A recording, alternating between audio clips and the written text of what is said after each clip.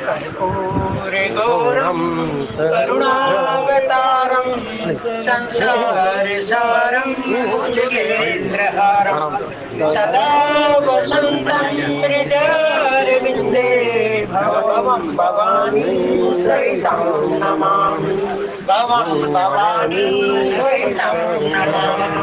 भवानी शंकर वंदे सर्ता विश्वास रूपिणी व्याभ्याम विनानता संति सिद्धा स्वांता सात्मे वंदे बोधमियं नितम गुरुम शंकर रूपिणीम यमाश्रितो हि प्रभुचंद्र सर्वत्र वंदते। बोलिए गौरी शंकर भगवान की। श्री राम जय जय राम, श्री राम जय जय राम, श्री राम जय जय राम, श्री राम जय जय राम, श्री राम जय जय राम, श्री राम जय जय राम, श्री राम जय जय राम, जय जय विघ्न हरण हनुमान, मंगल भवन मंगल हारी, प्रभु सुदशरथ अजीर बिहारी, मंगल भवन मंगल हारी, उमा सहित जय जपत पुरारी, तो उन्हें से मोहि पर अनुकूला, करहि सदा मुद मंगल मूला, सादर शिव ही नाई अब माथा,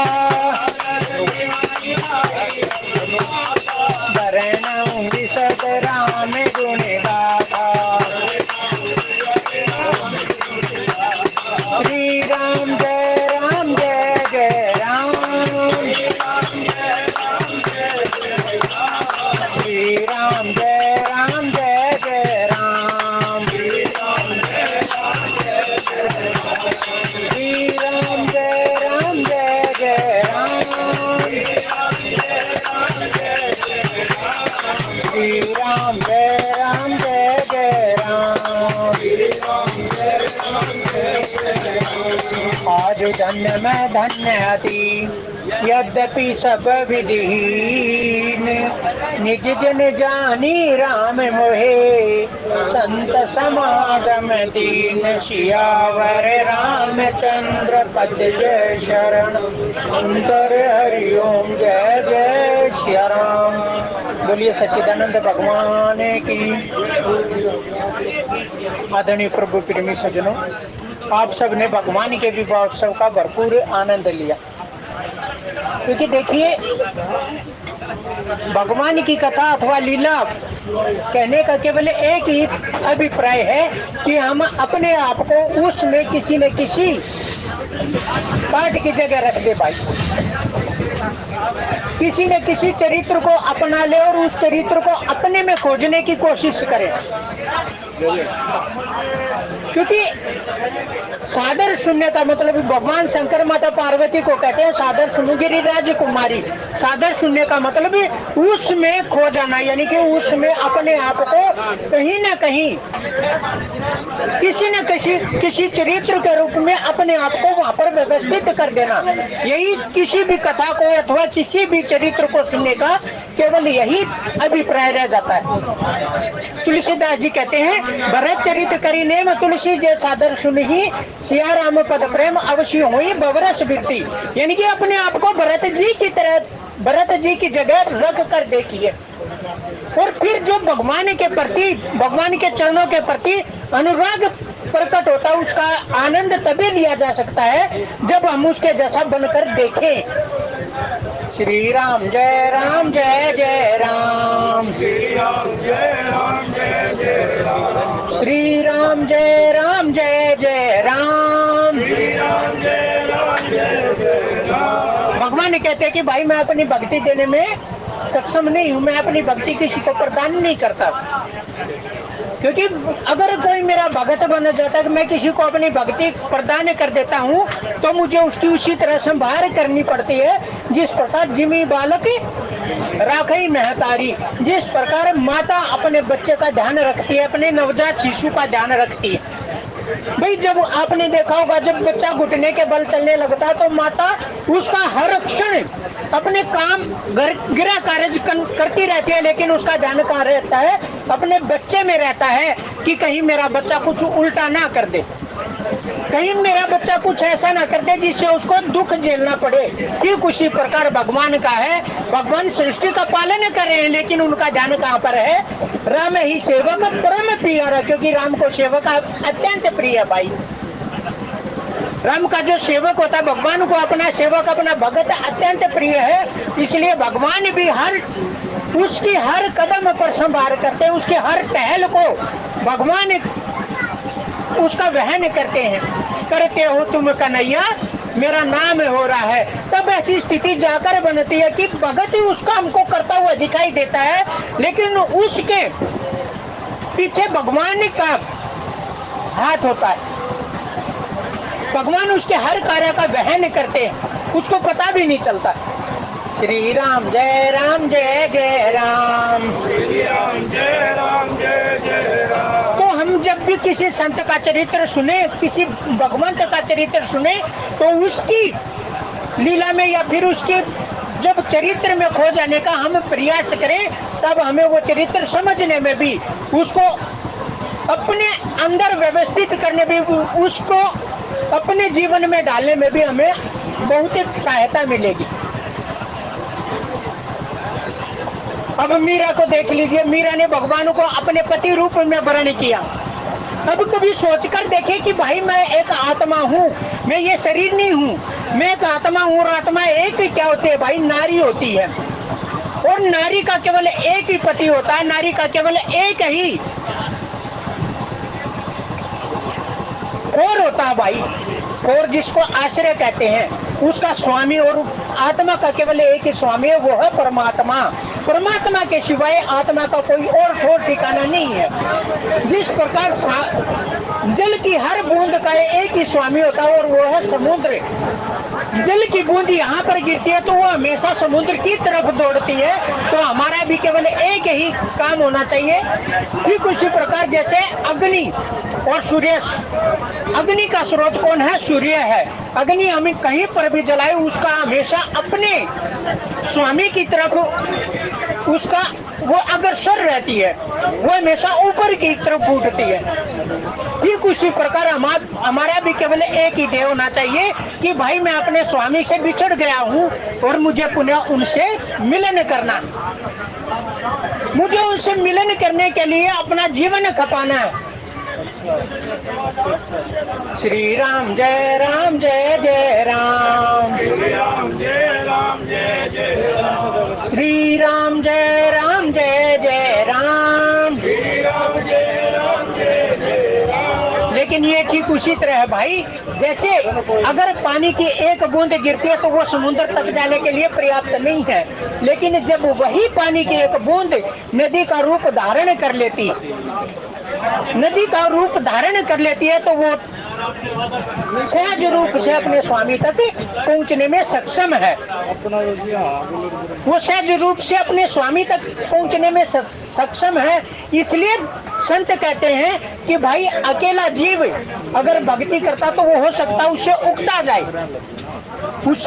जाए या फिर उसके जीवन में अनेकों प्रकार की अड़चनें आ सकती हैं। इसलिए संतों ने उसका एक व्यवस्थित रूप प्रदान किया और वो है सत्संग, जहाँ पर सब जीव, बहुत से जीव आपस में बैठकर उस परम की बखान कर सके, उस प्रेम की महिमा का गुणगान कर सके, वो होता है सत्संग। याद जब उसकी आ जाए तभी सत्संग होता है। भज मन राम राम राम, मेरे राम राम राम, भज मन राम राम, मेरे राम राम राम राम मेरे राम राम राम भज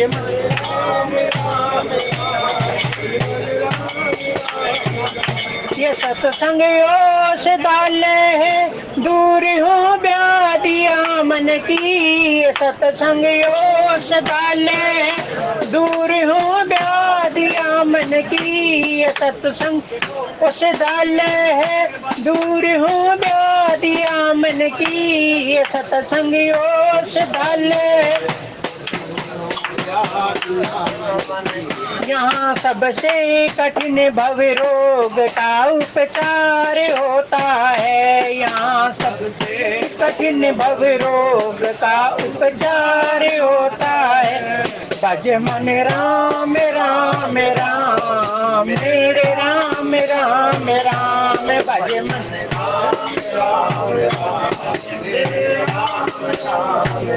तो ये सत्संग वो स्थान है भाई जहाँ पर सब जीव बैठकर एक व्यवस्थित होकर उस परम का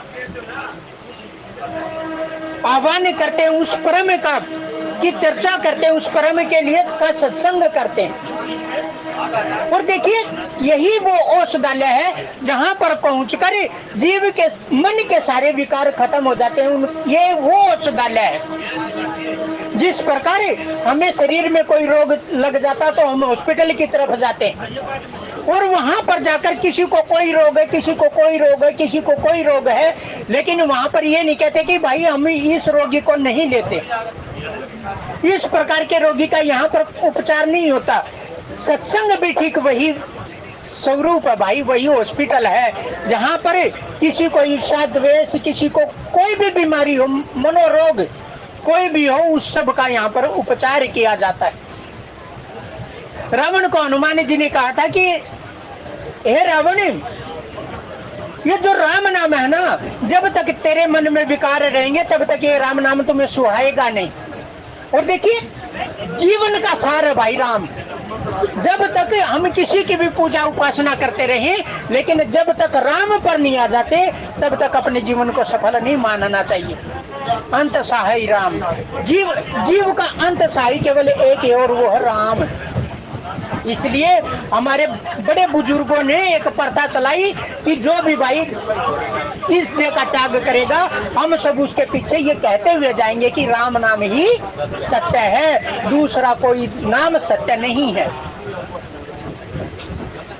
क्योंकि जीवन का सार है, ग्रंथों का सार राम का नाम है भाई। इसलिए भगवान शिव ने इस नाम को अपने अंदर समेट कर रखा हुआ है। इस राम नाम को तुम पुनि राम राम दिन राती सादर जपू अनंग आरती। और उन्हीं भगवान राम का विवाह उत्सव आप सबने श्रवण किया, आप सबने इसको, इस जीवन को जिया भाई।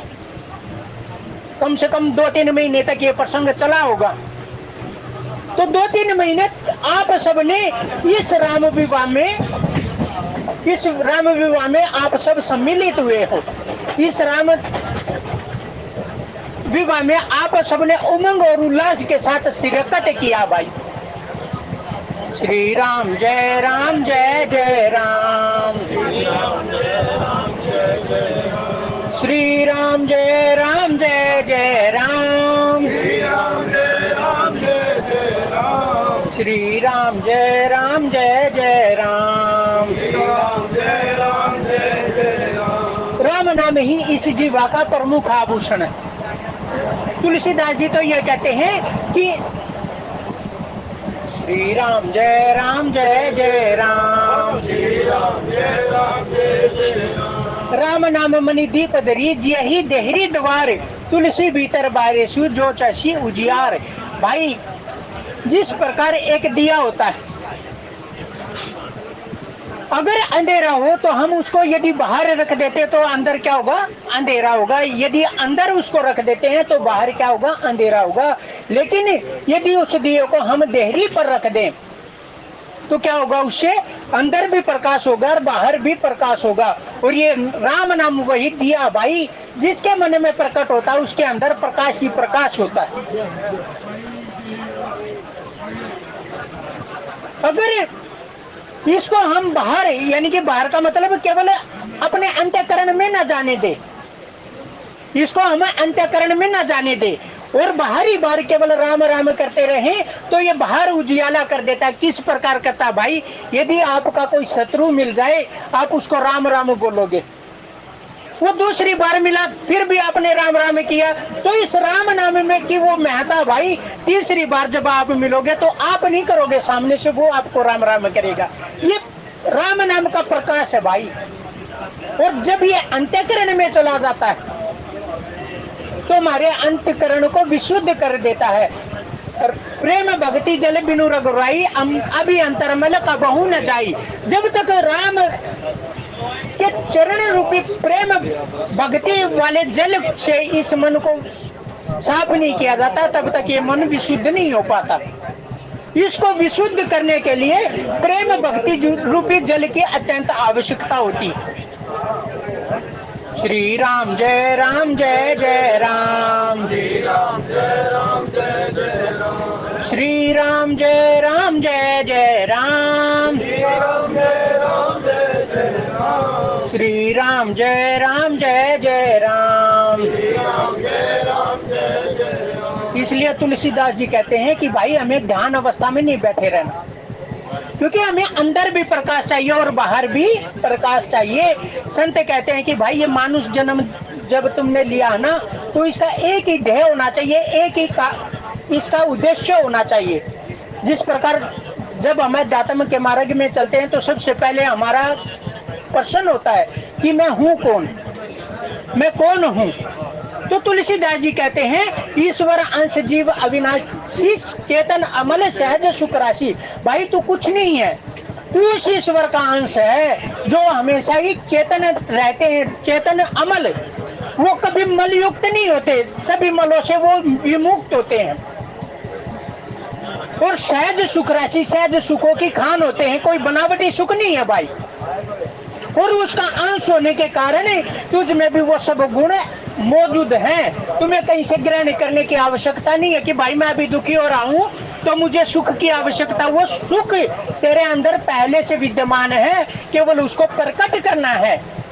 और प्रकट कैसे होता है? प्रेम ते प्रकट हो ही में जाना। ये सुख भी और राम भी भाई, सुख ही राम है और राम ही सुख है। जो आनंद सिंधु सुख राशि, वो सुख जब प्रकट हो जाए, वो आनंद जब प्रकट हो जाए, तभी अपने अंदर भगवान को भी, परमात्मा को भी प्रकट मानना चाहिए। फिर जीव का दूसरा प्रश्न होता है कि मैं भाई यहाँ पर आया किस लिए हूँ, मैं किस लिए आया हूँ, किस कारण मेरा जन्म हुआ है, क्यों भगवान ने मुझे इस धराधाम पर भेजा है, और क्यों ये इस मानव शरीर को क्यों सबसे बड़ा बताया गया है। भाई शरीर तो और भी बहुत से पशु पक्षी हमें देखने को मिलेंगे, लेकिन ये मानव शरीर ही सर्वश्रेष्ठ क्यों है? तो तुलसीदास जी कहते हैं श्री राम जय जय राम, श्री राम जय राम, श्री राम जय जय राम। तुलसीदास जी कहते हैं साधन धाम मोक्ष कर द्वारा पाई ने जही परलोक संवारा। ये शरीर भी एक साधन है भाई, क्योंकि कोई भी साधन इस शरीर रूपी साधन के बिना संभव नहीं है। इसलिए देवता भी इस मानव शरीर को धारण करने के लिए तरसते हैं, क्योंकि वो साधन नहीं कर पाते, बिना शरीर के साधन हो ही नहीं पाएगा। हालांकि ये शरीर जो ये मायाकृत है, मायाकृत है ये शरीर। चिति जल पावक गगन समीरा पंच रचिता थी अदम शरीरा, बहुत ही अदम शरीर। अगर इसमें से प्राण वायु निकल जाए तो कोई 1 मिनट के लिए भी इसको रखना नहीं चाहेगा, इतना अदम है ये शरीर। लेकिन जब यही शरीर भगवान के साथ लग जाता है, भगवान रूपी प्रेम इसमें प्रकट हो जाता है, तो यही शरीर सोई गुणज्ञ सोई बड़भागी, जो रघुवीर चरण अनुरागी, जिसका भगवान के चरणों में अनुराग हो जाता है, तो यही शरीर पावन बन जाता है, यही शरीर पूजनीय बन जाता है। और इसका उद्देश्य क्या है? पाई ने जई परलोक संवारा। अगर इसको शरीर को पाने के बाद भी अगर किसी ने अपना परलोक नहीं संवारा, ये लोग तो संवारना ही संवारना भाई, अपना परलोक भी संवारना इस शरीर को प्राप्त करने के बाद। अगर किसी ने अपना परलोक नहीं संवारा तो ये जो साधन हमें मिला ना, ये व्यर्थ ही खो दिया हमने। और संत तो कहते हैं कि भाई इस मानव शरीर को प्राप्त करने के बाद केवल अपना ही परलोक नहीं संवारा, अपना ही कल्याण नहीं करना, बल्कि जितने भी हमारे आसपास के जीव जंतु हैं उन सबका कल्याण भी हमारा ही कर्तव्य बन जाता, हमारा ही उत्तरदायित्व बन जाता है। श्री राम जय राम जय जय राम, श्री राम जय राम जय जय राम, श्री राम जय राम जय जय राम, श्री राम जय राम जय जय राम। जब भगवान राम को वनवास हुआ और वो चित्रकूट में पहुंचे ना भाई, चित्रकूट में पहुंचे, देखिए प्रेम नगरी बताया जाता है चित्रकूट को भी, जैसे वृंदावन प्रेम नगरी है ना, वैसे ही चित्रकूट को भी प्रेम नगरी बताया जाता है, क्योंकि वहां पर राम और भरत का इतना प्रेम निस्तारित हुआ था, इतना प्रेम उत्पन्न हुआ था वहां पर कि चट्टानें भी द्रवित हो गई थी। तो जब भगवान राम वहां पर पहुंचे तो उन्होंने देखा कि एक बैल और सिंह एक साथ खड़े होकर पानी पी रहे हैं, क्योंकि भगवान भी भाई उस हृदय को चुनते हैं जो निर्मल होता है। निर्मल मन जन सोई मोहि पावा, मोहि कपट छल छिद्र न पावा। जहां पर जिस प्रकार माता कौशल्या राम को कहती है ना कि हे राम तुम दुखी मत होना, अगर तुम्हें वनवास हो गया तो फिर भी तुम दुखी मत होना, क्योंकि अवध तहाँ जहाँ राम निवासु और दिवस तहाँ जहाँ भानु प्रकाशु। जिस प्रकार दिवस कहाँ पर होता है, दिन कहाँ पर होता है, जहाँ पर सूर्य प्रकट हो जाता है, सूर्य के बिना दिन की हम कामना भी नहीं कर सकते भाई, हम उसको मन में भी धारण नहीं कर सकते। दिवस वहीं पर होगा जहाँ पर सूर्य प्रकट हो जाएगा, सूर्य अपनी धूप बिखेर देगा, अपना प्रकाश बिखेर देगा। ठीक उसी प्रकार राम कहाँ पर है, जहाँ पर अवध है, और अवध कहाँ पर है, जहाँ पर राम है। राम का मतलब प्रेम है, और अवध का मतलब जहाँ मन कर्म वचन से किसी प्रकार का कोई वध ना हो, किसी प्रकार की कोई हिंसा ना हो। अगर हमने किसी को गाली गलौच कर दिया तो हमने वचन से तो किसी को दुख पहुंचाया, तो वो हिंसा भी जहां पर नहीं होती वहां पर राम प्रकट होते। तो जब वो भगवान राम ने वहां पर जाकर देखा चित्रकूट में, तो देखा कि वहां पर सिंह और बैल दोनों इकट्ठे होकर पानी पी रहे हैं। तब भगवान ने उसको अपने लिए चुना कि भाई मैं अब यहीं पर निवास करूंगा, क्योंकि वहां पर अत्रि और अनुसुईया का पहले से ही उन्होंने वहां पर प्रेम प्रकट कर रखा था भाई। और भगवान शंकर कहते हैं हरि व्यापक सर्वत्र समाना प्रेम ते प्रकट कोई न जाना। जहां पर प्रेम आ गया वहां पर भगवान को अवश्य आना पड़ेगा भाई, इसमें कोई संशय नहीं है। श्री राम जय राम जय जय राम, श्री राम जय राम जय जय राम, श्री राम जय राम जय जय राम, श्री राम जय राम जय जय राम, श्री राम जय राम जय जय राम, श्री राम जय राम जय जय राम। तो भगवान राम जन्म उनका अयोध्या में हुआ, लेकिन देखा कि भाई जनकपुर में प्रेम की बारिश हो रही है, प्रेम की भक्ति की बारिश हो रही है, तो भगवान वहां पर चल दिए और वहां पर माता जानकी के साथ भगवान ने अपना पानी ग्रहण किया। और फिर जब पानी ग्रहण हो गया तो भगवान कई दिन तक वहां रुके, कई दिन तक सभी वहां के निवासियों के अंतःकरण को भगवान ने पवित्र किया। और फिर भगवान विदा लेकर अवधपुर की तरफ चल पड़े। श्री राम जय जय राम, श्री राम जय जय राम, श्री राम जय जय राम, श्री राम जय जय राम, श्री राम जय जय राम, श्री राम जय जय राम। तो जब भगवान वहां से चले तो मोरे बागर और गुण गाथा कहीं न सिराही सुनू रघुनाथा। मैं कछु कहूँ एक बल मोरे तुमरी जो स्नेह सुखी थोरे। कि भगवान मैंने जो आज तक समझा है या फिर मैंने जो आज तक जाना आपके साथ रहकर केवल यही जाना है कि तुम्हारी जंग स्नेह सुठी थोड़े, कि तुम थोड़े से प्रेम से ही प्रसन्न हो जाते।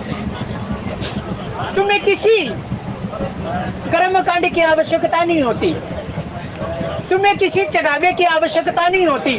तुम तो जीव के केवल भाव को देखकर ही प्रसन्न हो जाते, द्रवित हो जाते। भाई एक तरफ तो मैं चढ़ावा चढ़ा रहा हूं, लेकिन मेरा भाव शून्य है, मेरा भाव शून्य है तो भगवान प्रकट होने वाले नहीं है। भाव को जब 100% हो जाता है तभी भगवान का नाम भी तभी सुहाता। भाई भगवान तो बहुत दूर की बात हो गई, भगवान का नाम भी तभी सुहाता है जब जीव का भाव बन पाता है। इसलिए हनुमान जी कहते हैं कि श्री राम जय राम जय जय राम, श्री राम जय राम जय जय राम। राम नाम बिनु गिरा न सोहा, देखी विचारे त्यागी मद मोहा। इस मोह और मद को त्याग कर देखिए, तभी तुम्हें राम सुहाएगा। और ये मोह मद कब त्याग होगा भाई? जब जीव के जीवन में सत्संग आएगा। इस सत्संग की जितनी कही जाए उतनी महत्ता कम है भाई।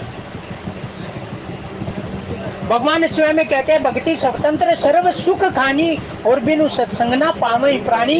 क्योंकि सत्संग के मूल में क्या भाई? सत्संग के मूल में वो निर्मलता रूपी झरना भाई, जिससे मन को निर्मल किया जाता है। सत्संग ही वो प्रयागराज है जिसमें तीनों प्रकार की भक्ति ज्ञान और कर्म रूपी यमुना गंगा और सरस्वती यहाँ पर निवास करती है, जिससे मन रूपी दर्पण को साफ किया जाता है। और जब मन निर्मल हो गया तो कबीरा मन निर्मल भया, जैसे गंगा नीर और पाछे पाछे हरी फिरे कहत कबीर कबीर। फिर जीव को भगवान को ढूंढने की आवश्यकता नहीं होती, बल्कि स्वयं भगवान चलकर जीव के पास आते।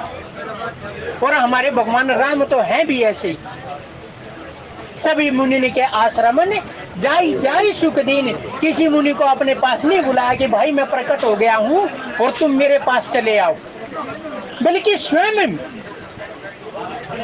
श्री राम जय जय राम, श्री राम जय जय राम, श्री राम जय जय राम, श्री राम जय जय राम, श्री राम जय जय राम, श्री राम जय जय राम, श्री राम जय जय राम, श्री राम जय जय राम, श्री राम जय जय राम, श्री राम जय जय राम। तो हमारे भगवान राम तो है भी बहुत ही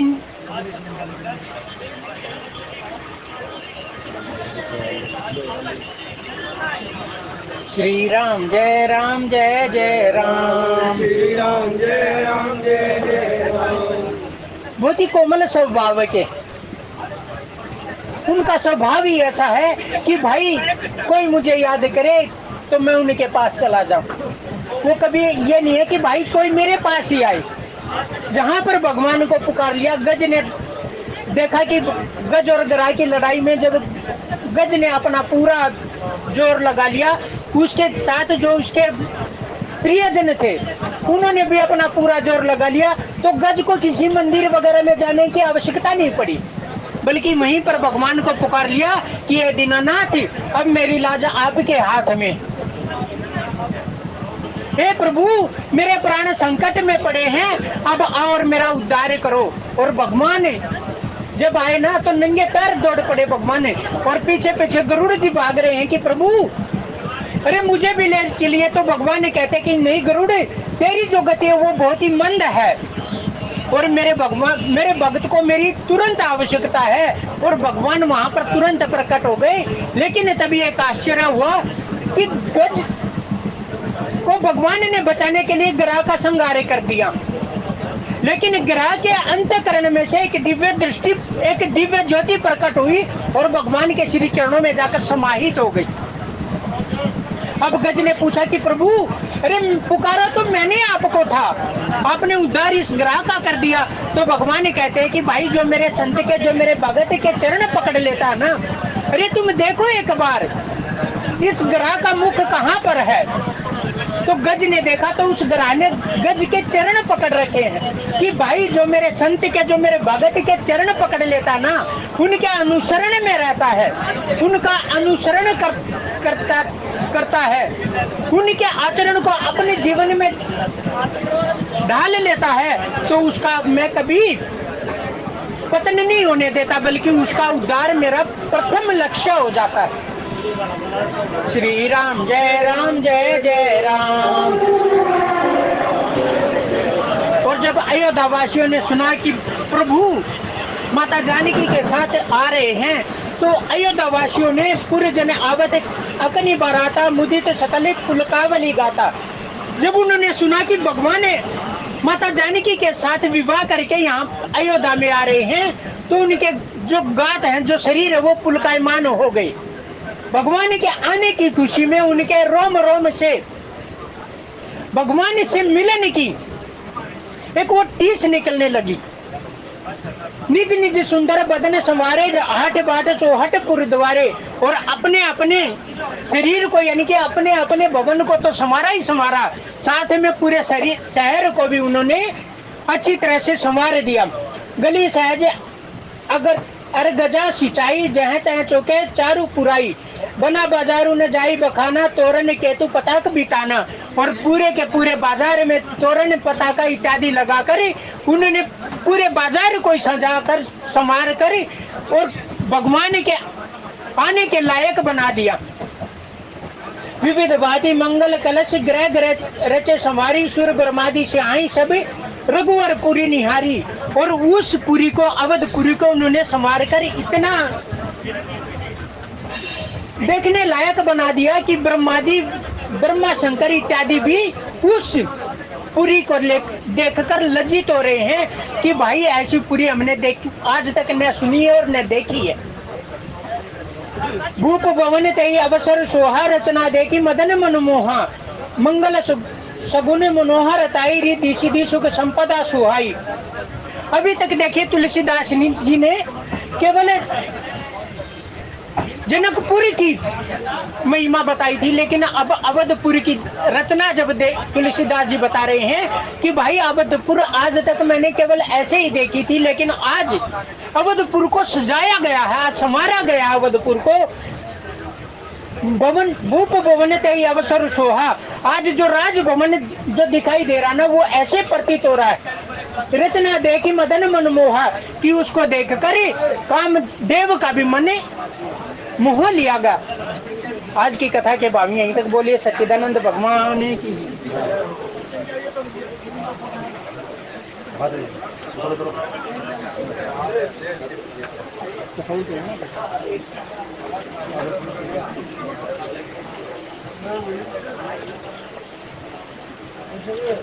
बड़े ही सुंदर भाव आदि श्री मनीष जी के द्वारा मानस के माध्यम से, सतयुग हो, त्रेता हो, कलयुग हो, द्वापर हो, सब के अंदर केवल एक राम नाम की महिमा ही है। सतयुग में जब चलता था, उम्र चाहे कितनी हो, 60-60 हजार वर्ष तक भी तपस्या करते थे। भगवान शंकर ने 87,000 वर्षों की तपस्या की, लेकिन उस तपस्या के पश्चात भी उन्होंने पार्वती जी को बात कही, उमा कहूँ मैं अनुभव अपना, सत हरि भजन जगत सब सपना। ये सारा संसार केवल मात्र एक सपना है। और इसके साथ साथ जिनको आशीर्वाद प्राप्त हुआ काकभूषण जी महाराज को, और भगवान राम से सब कुछ प्राप्त हो गया उन्हें, लेकिन एक चीज उन्हें नहीं मिली। भगवान श्री राघवन सरकार ने उन्हें आशीर्वाद देते हुए, क्या तुम्हें क्या चाहिए इस दुनिया का, जो सुख चाहिए वो सब कुछ दे सकता हूं मैं, बोलो क्या चाहिए। इस संसार के अंदर मेरे लिए कोई भी अलभ्य वस्तु नहीं है। ऐसी कौन सी वस्तु है जो मैं आपको ना दे सकूं? आपको चाहिए तो बताइए क्या चाहिए, और वो सब कुछ देता हूं मैं तुम्हें। लेकिन काकभूषण जी महाराज कहते हैं, बड़ी आश्चर्य की बात है कि आपने सब चीजें मुझे दी, लेकिन आपने अपनी भक्ति देने की बात मुझे नहीं की। अपनी भक्ति आपन भक्ति देन न कही। अरे सब कुछ दे दिया, काम मोक्ष धर्म सब कुछ दे दिया, लेकिन आपने एक बात नहीं की कि मैं आपको अपनी भक्ति भी देता हूं। और इसके काकभूषण जी महाराज को भी कहना पड़ा। और काकभूषण जी महाराज किसको कहते हैं? महाराज गरुड़ को, जो स्वयं भगवान विष्णु के वाहन हैं। वो उनसे कथा सुनने के लिए आते हैं। एक नीच पक्षी, लेकिन निकृष्ट पक्षी, और उस निकृष्ट पक्षी के यहाँ पर आकर के वो श्री राम की कथा सुनते हैं। कथा आकर के सुनते हैं और अंत में काकभूषणी महाराज एक बात कहते हैं बड़ी सुंदर। निज अनुभव सुन कहूं खगेसा, बिनु हरि भजन ना जाई कलेश। बिना हरि भजन के कोई कलेश, जीवन के अंदर जितने क्लेश है ना, सब के सब जितने क्लेश आते हैं, और ये सारे भौतिक सुख जितने हम प्राप्त करते हैं, पता नहीं कैसा कैसा करके हम उस धन को प्राप्त करते हैं। और उस धन को प्राप्त करने के पश्चात जो है, और कैसे पाप हमें करने पड़ते हैं दिन में, कितने झूठ हमें बोलने पड़ते हैं, कैसे कैसे पाप करके उस धन को प्राप्त करना पड़ता है, और वही धन आकर के हम घर के अंदर खर्च करते हैं। उसी को हम भौतिक सुख कहते हैं कि धन बहुत आ गया, धन तो बहुत आ गया, लेकिन सुख प्राप्त नहीं हुआ, संतोष प्राप्त नहीं हुआ। धन आपके पास जितना ज्यादा आता चला जाता है, उतना ही संतोष हमसे दूर होता चला जाता है, संतोष दूर होता चला जाता है। इसलिए कल युग केवल नाम आधारा, सुमर सुमर नर उतरहि पार। सतयुग की बात सुन ले। सतयुग में ध्रुव भक्त हैं, प्रहलाद भक्त हैं, इतने बड़े बड़े भक्त हुए। क्या बिना राम के नाम के क्या उनको शांति प्राप्त हुई? जो कुछ भी प्राप्त किया अपने पिता के समान, जो इस संसार के अंदर सबसे शक्तिशाली मानते थे हिरण्यकशिपु, अरे वो भी आखिर में यही कहते हैं, भगवान हिरण्यकशिपु कहते हैं कि मैं भगवान हूं, मेरी पूजा करो। लेकिन यहाँ पर प्रहलाद करते हैं, आपकी भक्ति, आपको जिस परमात्मा ने बनाया है, आप उसके समान कैसे हो सकते हैं? परमात्मा ने जिस व्यक्ति को बनाया है और उस परमात्मा, वो कहे कि मैं परमात्मा हूं, तो ऐसा कैसे हो सकता है? यहाँ तक कि उन्हें बार बार कष्ट दिया गया, पहाड़ों से गिराया गया, सागर में डुबाया गया, हाथी के नीचे कुचलवाया गया, लेकिन एक ही धुन थी, एक ही बात थी, जो राक्षस ने अग्नि का खंभा रचा था, तो निर्दोष प्रहलाद क्यों कर बचा। जो राक्षस ने अग्नि का खंभा रचा, तो निर्दोष प्रहलाद क्यों कर बचा। जुबां पर यही था, हृदय में यही था, जुबां पर यही था, हृदय में यही था। हरि ओम तत्सत, हरि ओम तत्सत, हरि ओम तत्सत, हरि ओम तत्सत। महामंत्र है ये जपा कर, महामंत्र है ये जपा कर, हरि ओम तत्सत, हरि ओम तत्सत, हरि ओम तत्सत, हरि ओम तत्सत। जो सोने की लंका में अग्नि लगी थी, जो सोने की लंका में अग्नि लगी थी, जो सोने की लंका में अग्नि लगी थी, जो सोने की लंका में अग्नि लगी थी, तो कुटिया विभीषण की क्यों कर बची थी, तो कुटिया विभीषण की क्यों कर बची थी। यही मंत्र द्वारे पे उसके लिखा था, यही मंत्र द्वारे पे उसके लिखा था। हरि ओम तत्सत, हरि ओम तत्सत, हरि ओम तत्सत, हरि ओम तत्सत। महामंत्र है ये जपा कर, महामंत्र है ये जपा कर, हरि ओम तत्सत, हरि ओम तत्सत, हरि ओम तत्सत, हरि ओम तत्सत। लगी कहने एक दिन हिमाचल तुम्हारी, लगी कहने एक दिन हिमाचल तुम्हारी, लगी कहने एक दिन हिमाचल कुमारी लगी वो है कौन सा मंत्र कल्याणकारी है कौन सा मंत्र कल्याणकारी तो बोले त्रिलोचन महादेव शंकर तो बोले त्रिलोचन महादेव हरि ओम सत्त हरि ओम सत्त हरि ओम सत्त हरि ओम महामंत्र है ये जपा कर महामंत्र है ये जपा कर हरि ओम सत्त हरि ओम सत्त हरि ओम सत्त हरि ओम कहो राम शबरी के बेर क्यों खाए कहो राम शबरी के बेर क्यों खाए कहो राम शबरी के बेर क्यों खाए कहो राम शबरी के बेर क्यों खाए अगर बेर खाए तो झूठे क्यों खाए अगर बेर खाए तो झूठे क्यों खाए दुहा पर यही था हृदय में यही था दुहा पर यही था हृदय में हरि ओम सत्त हरि ओम सत्त हरि ओम महामंत्र है ये जपा कर महामंत्र है ये जपा कर हरि ओम सत्त हरि ओम सत्त हरि ओम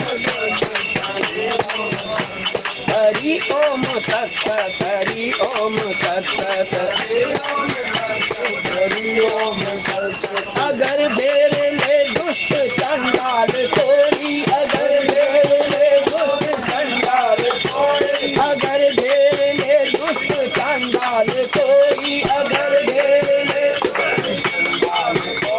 ना हो पास लाठी या तलवार कोई ना हो पास लाठी या तलवार कोई तो हम दूर होंगे जो बोले संभल कर तो हम दूर हो जो बोले संभल हरि ओम सत्त हरि ओम सत्त हरि ओम सत्त हरि ओम महामंत्र है ये जपा कर महामंत्र है ये जपा कर हरि ओम सत्त हरि ओम सत्त हरि ओम सत्त हरि ओम हरि ओम सत्त हरि ओम सत्त हरि ओम सत्त हरि ओम बारी मथे घृत होए बरु सिकता ते बरु तेल बिनु हरि भजन न भव करिए यह सिद्धांत अपेल सियावर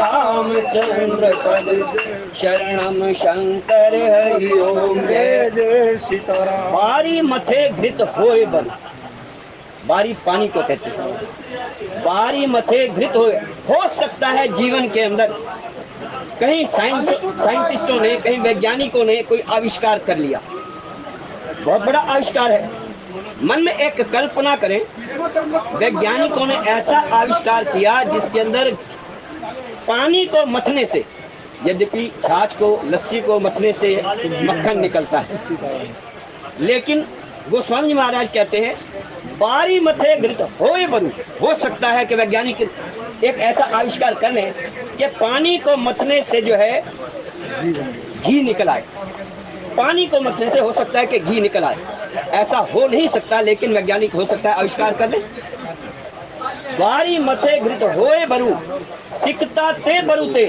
सिकता कहते हैं रेत को बालू को जो रेत होती है उस रेत को मथने से सिकता ते बरु तेल हो सकता है क्योंकि यद्यपि राई जो है उसको मथने से उसको निकालने से जो तेल निकलता है और उसको क्योंकि जब बैल घूमता है तो उसके अंदर जो है उसके अंदर से जो खल निकलती है तेल निकलता है उसके अंदर से तो वो तेल तो उसमें से निकलता है लेकिन हो सकता है कि वैज्ञानिक ऐसा आविष्कार भी कर लें कि बालू को यदि मथा जाए तो उसमें से हो सकता है कि तेल निकल आए उसमें से तेल निकल सकता है ऐसा भी हो सकता है बारी मथे घृत होए बरु सिकता ते बरु तेल के बालू को मथने से हो सकता है कि तेल भी निकल आए ऐसा हो सकता है बिनु हरि भजन न भव तरिए। लेकिन एक सिद्धांत अटल है जो कोई उसे कभी भी उससे टल नहीं सकता, और उस भगवान का बनाया हुआ सिद्धांत है। वो भगवान शंकर ये बात कहते हैं, वो तो कहते हैं उमा कहूँ मैं अनुभव अपना, और सत हरि भजन जगत सब सपना। लेकिन वो कहते हैं बिनु हरि भजन ना भव तरिए, यह सिद्धांत अपील, यह अटल सिद्धांत है कि बिना हरि भजन के जीवन के जो कलेश हैं वो जा ही नहीं सकते। ये एक अटल सिद्धांत है। ऐसा जब कहते हैं, जब भगवान शंकर कहते हैं, जब खगेश को स्वयं कागभूषणी जी महाराज कहते हैं, तो क्या इनका अनुभव जो है, क्योंकि निज अनुभव सुनो कहूँ खगेशा, बिनु हरि भजन ना जाई कलेश। बिना हरि भजन के कलेश जा ही नहीं सकते, क्योंकि इस संसार के अंदर जो आया है ना, भौतिक सुख प्राप्त करने के लिए, इस संसार के सुखों को प्राप्त करने के लिए इतना परिश्रम करता है, अपने बच्चों को, अपने परिवार को, अपने सगे संबंधियों को सुख देने के लिए इतने कठिन परिश्रम करते हैं। लेकिन उसके अंदर चाहे कितना भी कर लीजिए, लेकिन जब तक भजन नहीं करें तब तक शांति प्राप्त हो ही नहीं सकती। स्वयं भगवान श्री राघवेंद्र सरकार नवधा भक्ति का उपदेश देते हुए भी यही कहते हैं। जब शबरी को नवधा भक्ति का उपदेश देते हैं तो उसके अंदर यही बात कहते हैं, प्रथम भगति संतन कर संगा, दूसर भगति मम कथा प्रसंगा। कहते हैं प्रथम भक्ति संतन कर संगा। यदि आपको भक्ति प्राप्त करनी है, लेकिन बिनु सत्संग विवेक न होई, राम कृपा बिनु सुलभ न सोई। बिनु सत्संग, इसका अर्थ यही है कि नवधा भक्ति का सबसे प्रथम जो उपदेश है वो यही है, प्रथम भगति संतन कर संगा, दूसर रति मम कथा प्रसंगा।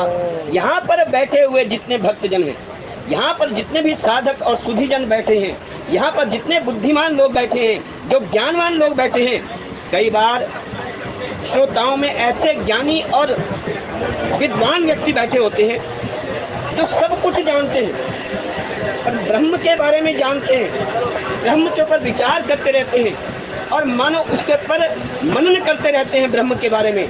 ऐसे ऐसे श्रोता बैठे होते हैं जिनके मन के अंदर हर समय, जिस प्रकार से विदेहराज जनक जी महाराज है ना, कर्म तो करते रहते हैं, अपना कर्म करते हुए भी इस ब्रह्म के अंदर विचरण करते हैं, ब्रह्म के अंदर ब्रह्म के नाम का सुमिरन करते रहते हैं। ऐसे ऐसे श्रोता और विद्वान सुधीजन बैठे हैं, ऐसे भक्तजन बैठे हैं, लेकिन अपने आप को वो दिखाते नहीं, मानो अपने आप को छुपा करके रखते हैं, अपनी विद्वता को, अपनी चतुरता को, अपनी उस निपुणता को, क्योंकि कहते हैं कि अपने यदि भगवान के नाम का सुमिरन किया है तो उसको कभी भी अपना पूज्यता का विषय ना बनाए। पूज्यता का अर्थ है कि लोग आपकी पूजा करें, आपको प्रणाम करें, आपके चरणों को छुएं। इससे जो है हमारे अंदर स्वयं ही पाप आता है, क्योंकि अपने मन के अंदर एक अभिमान भरने लग जाता है यदि कोई पूजा करने लग जाए। अपने आप को छुपा करके रखना चाहिए, आवरण के अंदर ढक करके रखना चाहिए। यदि हम अपने आप को उस आवरण के अंदर ढक, अपने आप को ऐसा कभी ना दिखाएं कि हम बहुत बड़े विद्वान हैं। और इसलिए इन श्रोताओं के अंदर ऐसे ऐसे भक्त बैठे हैं, पता नहीं कितने वर्षों से कथा सुनते चले आ रहे हैं, सुनते ही चले आ रहे हैं, और उनके मन के अंदर कितने बड़े बड़े विचार होंगे। और ऐसे ऐसे संतों के विचार सुन करके मन के अंदर और अनेकों प्रकार के भाव होते हैं, लेकिन उनको भी अपने आप को छुपा के रखना पड़ता है। कहीं लोग हमारी पूजा करना ना शुरू कर दें, कहीं हमें अधिक पूछना, विद्वान कहना ना शुरू कर दें, क्योंकि कई बार भक्त कहते ये बड़े भगत जी हैं, ऐसा कहना प्रारंभ कर देना तो मन के अंदर अभिमान आना प्रारंभ हो जाता है। दान का भी अभिमान हो जाता है। हम दान देते हैं ना, पुण्य अधिक करते हैं, तो उसका भी मन के अंदर अभिमान आना शुरू हो जाता है। अरे मैं तो बहुत बड़ा दानवीर, मैंने इतना दान दे दिया लोगों को, मंदिर के अंदर जाता हूँ, मंदिर के अंदर जाकर पूजा पाठ करता हूँ और लोग मुझे भगत भगत कहते हैं। इसलिए गोस्वामी महाराज कहते हैं कि अपने आप को छुपा करके रखना चाहिए, अपने आप को ढक करके रखना चाहिए, अपने आप को शो नहीं करना चाहिए, दिखावा नहीं करना चाहिए, अपने आप को अंदर ही अंदर अपने आप को छुपा करके रखना चाहिए। हीरे की कीमत जो है जौहरी जानता है, अरे परमात्मा स्वयं सबसे बड़े जौहरी हैं, वो हीरे की कीमत को जानते हैं कि ये कैसा है, क्योंकि नीयत जिसकी अच्छी होती है ना, परमात्मा उसी को ही पूछते हैं। और जिसकी नीयत इस संसार के अंदर, चाहे वो कथा कितनी बड़ी कर रहा हो, कितनी सुंदर भी कथा कर रहा हो, लेकिन अगर उसकी नीयत अच्छी नहीं है, परमात्मा कर्म नहीं देखते, परमात्मा नीयत देखते हैं। परमात्मा कर्म नहीं देखते, परमात्मा नीयत को देखते हैं, इसकी नीयत कैसी है। कहते हैं कि दो साधु जो है यात्रा कर रहे थे, दो साधु यात्रा कर रहे थे और यात्रा करते समय रास्ते में नदी पड़ गई और नदी जो है भरपूर बह रही थी। जब भरपूर बह रही थी और उसके अंदर जो एक साधु ऐसा था, तो उसी समय एक स्त्री आई और उसके पास बच्चा भी था, लेकिन नदी पार करनी थी, नदी पार करनी थी और नदी पार करते समय उसको सहायता की आवश्यकता पड़ गई, क्योंकि बच्चा भी है, कहीं बच्चे को कुछ हो ना जाए, इसलिए उसने उन साधु महाराज से जो जा रहे थे उन दोनों से सहायता मांगी कि मेरे को इस नदी को पार कराने में सहायता करें। तो साधु महाराज ने कहा कि देखो ये एक काम करो, आप इसको यहाँ पर कंधे पर बिठा लो, बच्चे को, बच्चा छोटा है, कंधे पर बिठा लो, मैं आपको हाथ पकड़ करके नदी पार करा दूँ, और यदि कोई बात हो तो मुझे तैरना भी आता है। और दूसरा साधु कहने लगा कि ठीक है चलो, दोनों ही नदी पार करते हैं। और उन्होंने उस स्त्री को जो है जिसके हाथ में बच्चा भी था, बच्चे को कंधे पर बिठा लिया और नदी में से स्त्री को यहाँ से पार करा दिया। श्री राम जय राम जय जय राम, श्री राम जय राम जय जय, श्री राम जय राम जय जय राम, श्री राम जय राम जय जय राम। मुझ में तुझ में सब में है राम, मुझ में तुझ में सब में है राम, श्री राम जय राम जय जय। और ये नदी पार कराने जब स्त्री का हाथ पकड़ा और पार करा, उसे नदी से पार करा दिया। जब उन्होंने नदी पार करा के स्त्री को तो वहीं पर किनारे पर छोड़ दिया, और जो दूसरा साधु था वो आगे जा करके 1-8 किलोमीटर आगे जाकर के कहने लगा, आज तो आपने स्त्री का हाथ पकड़ लिया, आज तो आपने स्त्री का हाथ पकड़ लिया। बार बार इस बात को कहने लगा। मैं तो, दूसरा साधु कहने लगा, मैं तो कब का भूल गया, मैंने तो उसको वहां पर छोड़ दिया था, लेकिन आपने अभी तक पकड़ा हुआ है। मैंने तो वहां छोड़ दिया उसको, लेकिन आपने अभी तक उसका हाथ पकड़ा हुआ है, मैंने कब का छोड़ दिया। इसका अर्थ यही है कि परमात्मा नियत देखते हैं, कर्म नहीं देखते। आप कर्म कितना भी अच्छा कर रहे हो, लेकिन नियत अच्छी नहीं है। आपने किसी से उधार लिया और उधार लेकर के अपना काम तो चला लिया, लेकिन जब उसका काम चलाने का समय आया तब आपने उधार दिया ही नहीं।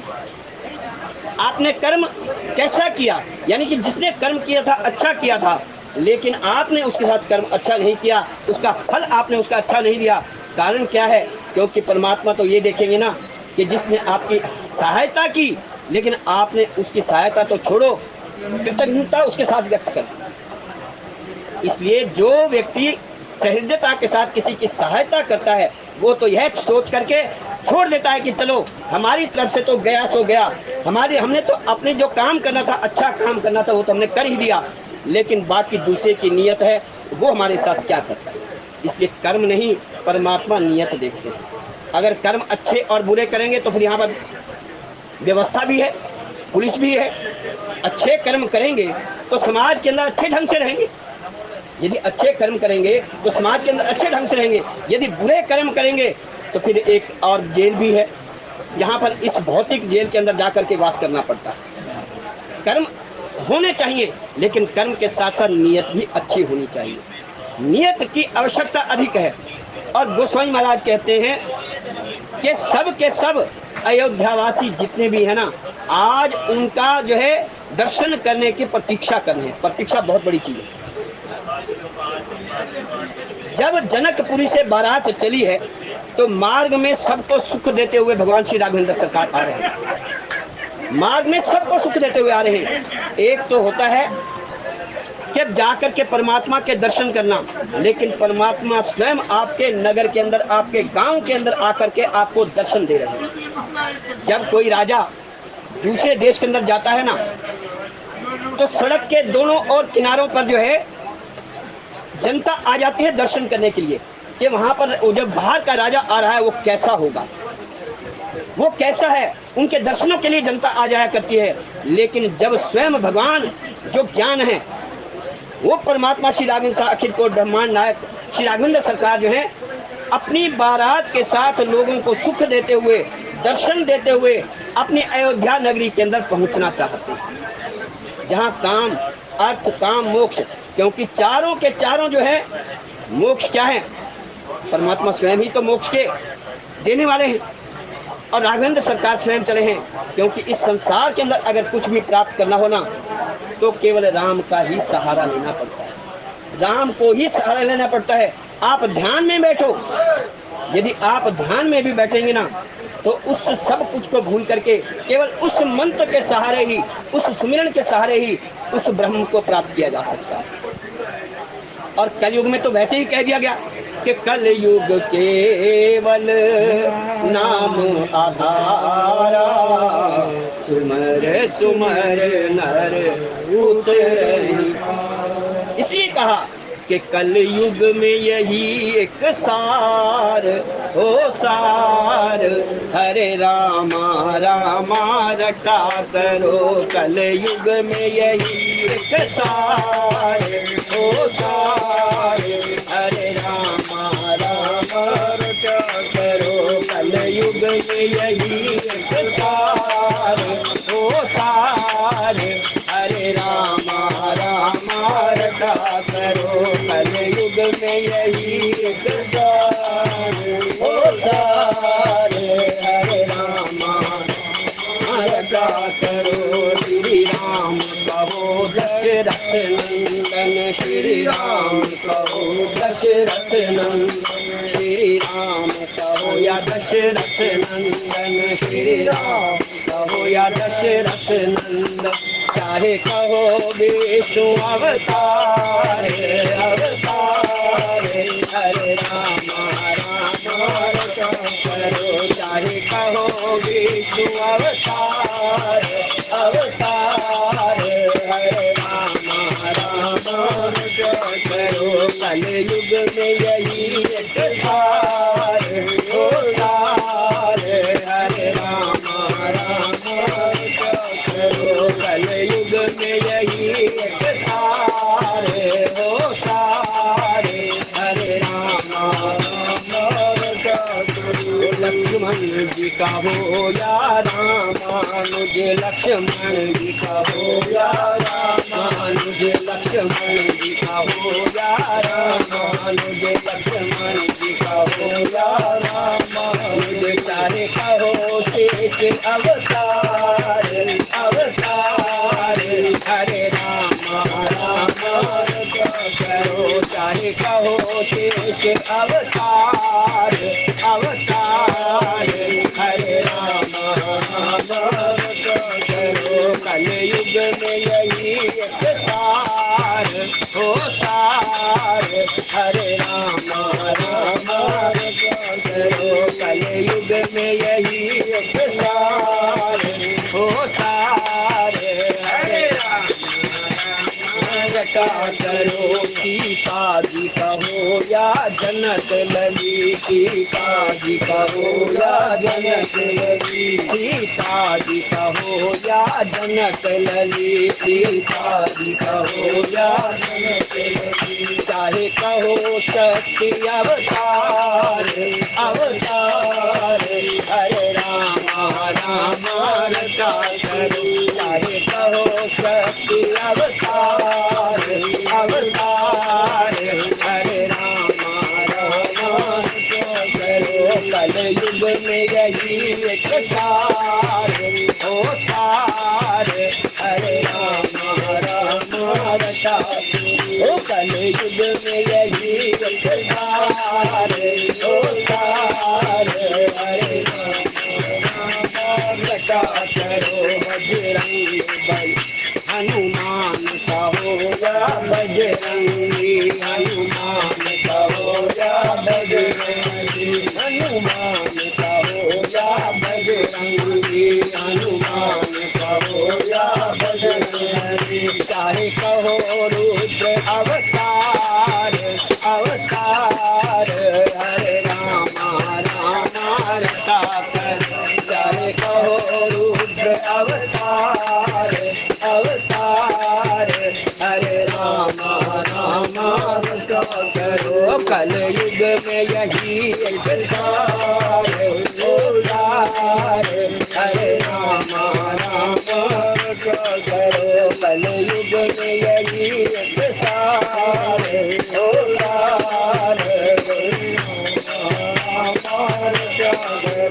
कलयुग में यही संसार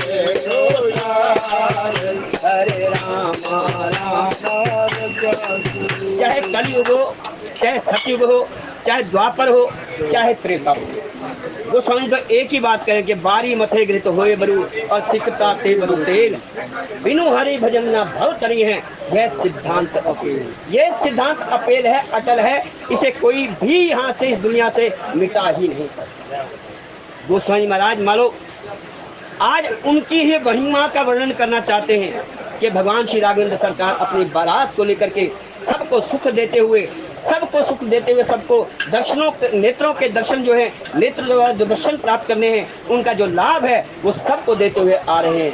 आज तो सरयू माता भी प्रसन्न किया अवधपुरी के अंदर मानो एक कोलाहल मच गया कि बारात आने वाली है बारात पहुंचने वाली है पूरी अयोध्यापुरी एकदम सज गई क्योंकि जब जनकपुरी से जब बारात चली तो वहां से हरकारे चले हरकारे कहते हैं जो पत्र लेकर के जाने वाले होते हैं वो घुड़सवार जो पहले चल देते हैं अपने देश की सीमा का जो संदेश है दूसरे देश की सीमा के अंदर देने के लिए उनकी विशेषता होती है उनके घोड़े जो है बहुत तेजी से दौड़ते हैं और सबसे पहले जाकर के जो है वो संदेश को जाकर के देते हैं दूसरे राज्य के अंदर।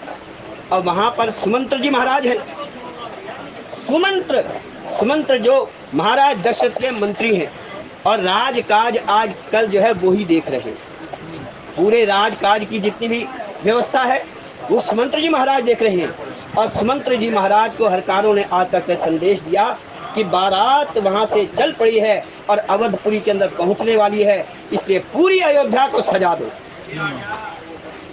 दो आज। और कैसे सजी है और कैसे सजती है और कैसे जो है दर्शन देते हैं हमारे मनोज जी से प्रार्थना है कि उस अवधपुरी को सजाते हुए कैसे निकलते हैं आज मनोज जी सुनिए क्योंकि राम जी पधार रहे हैं और अवधपुरी को कैसे सजाया गया है आज मनोज जी सुनाएंगे किस प्रकार से सजाते हैं क्योंकि उसके बाद नहीं बारात आएगी पहले अवधपुरी को सजाया जाएगा और दर्शन करने का लाभ भी तभी है जब अयोध्यापुरी को सजाया जाए हम भी दर्शन करते हैं और आप सब भी दर्शन किए मनोज जी के माध्यम से।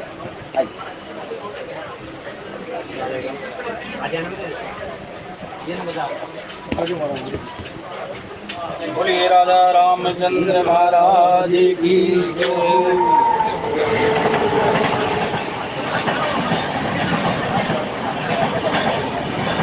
सजा दो घर तो गुलशन सा सजा दो घर तो गुलशन सा मेरे सरकार आए हैं सजा दो घर तो गुलशन सा मेरे सरकार आए हैं मेरे सरकार आए हैं मेरे सरकार आए हैं मेरे सरकार आए हैं मेरे सरकार आए हैं मेरे सरकार आए हैं मेरे सरकार आए हैं लगे दुल्हन की दुल्हिया लगे कुटिया भी दुल्हन जी, लगे कुटिया भी दुल्हन जी, मेरे सरकार आए हैं। लगे कुटिया भी दुल्हन जी, मेरे सरकार आए हैं। मेरे सरकार आए हैं, मेरे सरकार आए हैं, मेरे सरकार आए हैं, मेरे सरकार आए हैं, मेरे सरकार आए हैं, मेरे सरकार आए हैं। लगे कुटिया भी दुल्हन जी, लगे कुटिया भी दुल्हन जी, अवध में राम आए हैं। लगे कुटिया भी दुल्हन जी, मेरे प्रभु राम आए हैं, मेरे प्रभु राम आए हैं।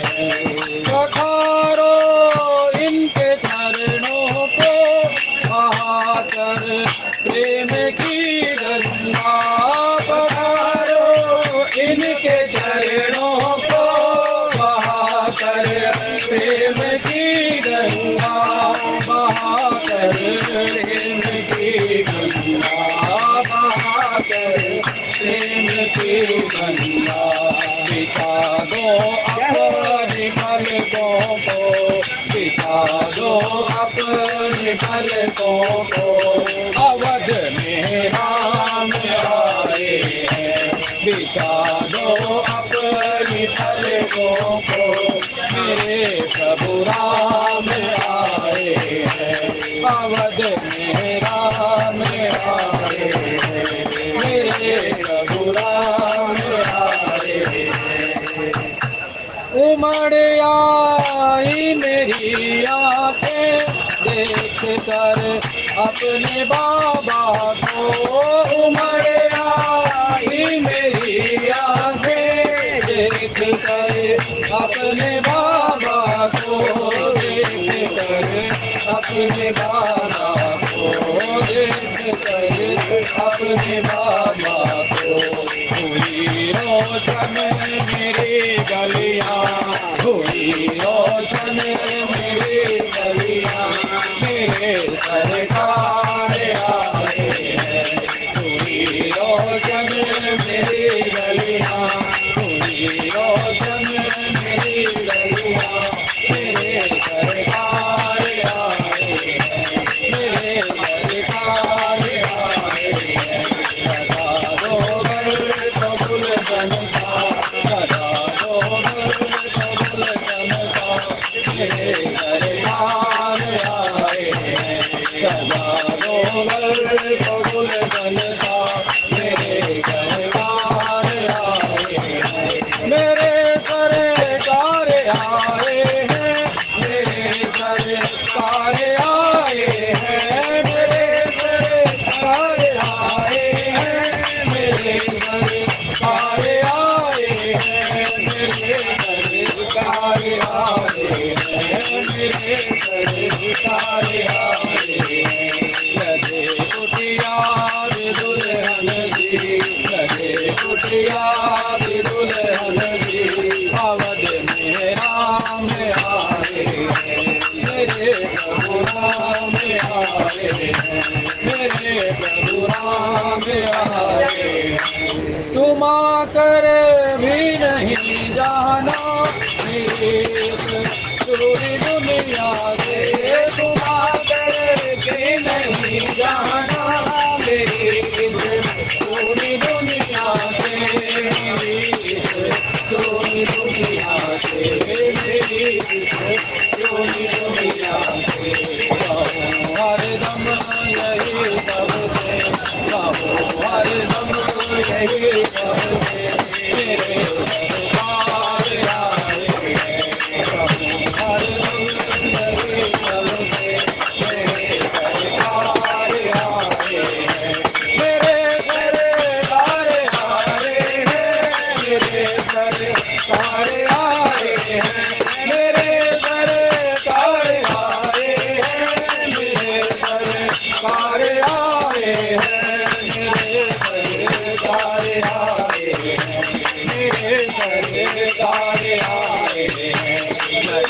कुटिया भी दुल्हन की, कबीर कुटिया भी दुल्हन की, अवध में राम आए मेरे प्रभु राम आए, प्रभु श्री राम आए। बोले राजा रामचंद्र महाराज की जय। लेते जाना रे हरि का नाम थोड़ा थोड़ा, लेते जाना रे हरि का नाम थोड़ा थोड़ा, लेते जाना रे हरि का नाम थोड़ा थोड़ा, लेते जाना रे हरि का नाम